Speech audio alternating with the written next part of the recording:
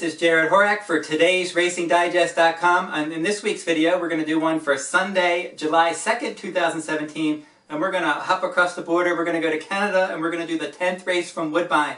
This is going to be the $1 million Queen's Plate for 3-year-olds foaled in Canada, and they're going to be traveling 10 furlongs on the all-weather surface. We have a 13-horse field. This is a wide-open race, and you certainly are going to use that today's Racing Digest information to come up with the winner. Now, your morning line favorite is the 3, Holy Helena. And this one, you look at the digest numbers, the comprehensive performance rating, her fire ratings, also her pace and final ratings. They're all improving in each of her 3 lifetime starts. Now, she is a filly taking on the boys, but fillies have been able to beat the males over the years in the Queen's Plate, and this one certainly is talented. Last time out, she won the Woodbine Oaks, so she looked good from off the pace for trainer Jimmy Jerkins, and Jimmy Jerkins has been hot recently. His last 15 starters, he's had 6 wins in 5 seconds, 40% wins in his last 15, so you have a hot trainer right now. Luis Contreras got to know this one last time out in that Woodbine Oaks. As I said, her CPR numbers, her fire numbers are improving. She went from a 77 to an 80 to a 100 in the Woodbine Oaks. Her speed and pace ratings, everything is improving.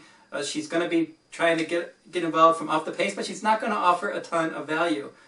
Now, some other contenders in this race, you have King in His Court for trainer Mark Casse. This one, numbers are a little bit lighter than the others, but very experienced. Is one that should be tracking the pace and is certainly capable of winning a race like this. Mark Casse also has State of Honor. This one ran in the Kentucky Derby earlier this year, and then went to Woodbine last out in the prep for this, set the pace, finished 3rd.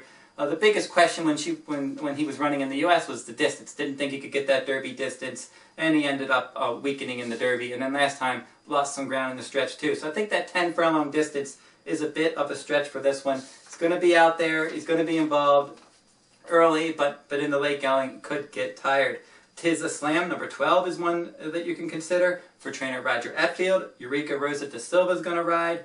Another one that reminds me a bit of King in His Court is one that has some ability, a little bit lighter on numbers than some of the top contenders, capable of winning, but it's not going to be in my mix. I'm going to go with number 1, Channel Maker, as my top choice. And this one is trained by trainer Bill Mott. He's doing well in his last 20 starters. He has 3 wins, 5 seconds, and 3/3. So he's been doing well with his last 15 starters, 20% wins. This one tried synthetic ground for the first time at Woodbine in the Grade 3 Marine in May. Ended up rallying to finish a clear second that day. And all of his numbers, that was the best numbers that he had. That was the best fire number that he ever earned. He earned a 150 CPR.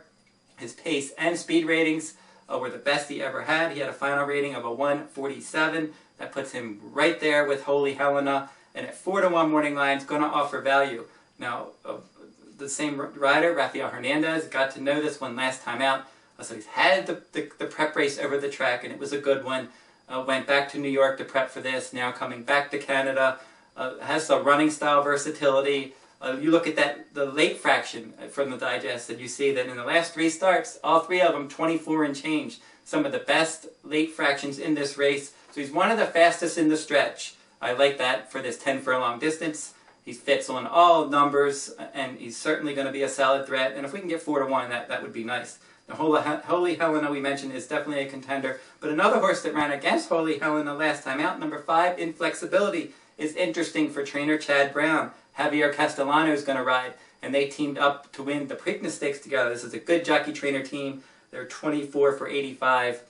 The Preakness winning combination. This one's 10-1 morning line. And she came into the Woodbine Oaks with only 2 lifetime starts, and in that race, she was tracking the pace, she was shuffled back, she came again to finish 3rd, and if you look at her pace ratings and her final ratings, in each of her 3 lifetime starts, they improved each time. And I like the fact that her pace rating went up last time, and so did her final rating.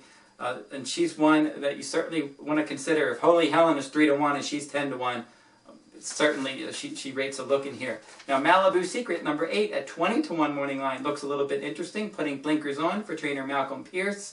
Alan Garcia is going to ride, and there's numbers for him, they're moving up. He had a 76 fire rating in his debut, and then he went from an 80, and then he got an 86. So the fire ratings, the CPR numbers, and then his final rating and pace ratings all went up last time out when he faced Channel Maker, and he was third, well behind Channel Maker in that one, but still lightly raced. I like the pedigree.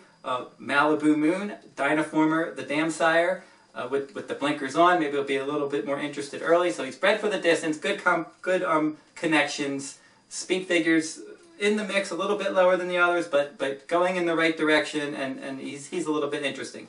Aurora Way, number 11, is another one that's a bit interesting in here. 6-1 morning line, only one lifetime start, that's the problem.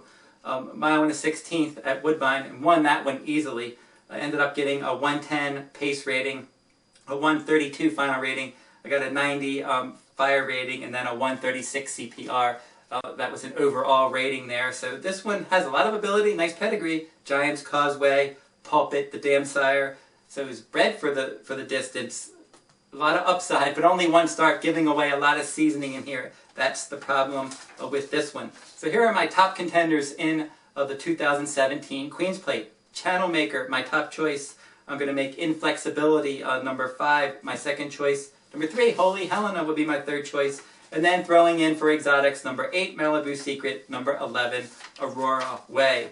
And here is how I suggest playing this one. We're going to make a win wager on Channel Maker in this race. We're going to play a trifecta, and we're going to put number 1, 3, and 5, Channel Maker, Holy Helena, and Inflexibility on top. We're going to use 1, 3, 5, 8, 11, and 1, 3, 5, 8, 11 in the second and third slots. And you can play 20-cent trifectas at Woodbine and 20-cent superfectas as well. And for a superfecta, we're going to put Channel Maker and Channel Maker and Inflexibility on top, the 1 and 5. We'll add Holy Helena in second, the 3. We'll put all in the third spot, and then we'll come back and we'll use our 1, 3, 5, 8, 11 in the fourth spot. So again, those wagering strategies. We'll make a win wager on number 1, Channel Maker, a trifecta, 1, 3, 5, with 1, 3, 5, 8, 11, with 1, 3, 5, 8, 11, and a superfecta, 1, 5, with 1, 3, 5, with all, with 1, 3, 5, 8, 11. Now, if you're interested in the full digest for the Queen's Plate Day at Woodbine, go over to todaysracingdigest.com. You can find that there. A lot of information, big card, 13 races. They have some guaranteed pick 4s. As I said, they have 20-cent trifectas, 20-cent supers, 20-cent pick 3s, 20-cent pick 4s. They have an outstanding wagering menu at Woodbine. One of my favorite tracks to play. I sell full cards from Santa Anita, and I typically offer best bets from Woodbine. And I'll be doing that all weekend long on this big Queen's Plate weekend. And if you're interested in my full cards, you can find those at todaysracingdigest.com, along with that complete digest for Queen's Plate Day for Woodbine. And that'll wrap up this week's video for the digest. I'll be back next week with another stakes race.